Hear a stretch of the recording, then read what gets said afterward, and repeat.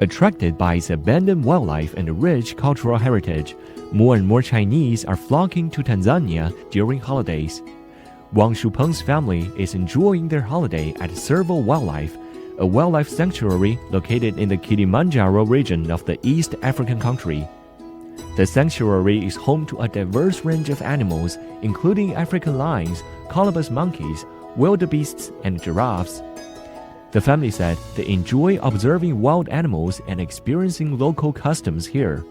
总体来说，我家里人，包括我爱人和孩子都比较喜欢动物，尤其是这种相对比较野性一点的这样一个动物。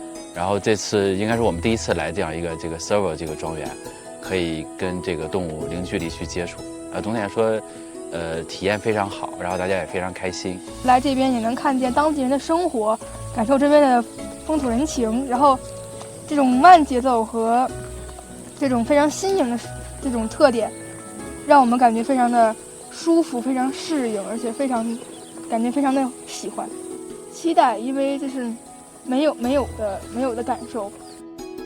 According to the sanctuary, Chinese people are among the leading visitors, especially during festivals. One of our biggest customer, especially here in Save Wildlife, is Chinese. Mostly, they like to travel when they have these kind of festivals or like the New Year's.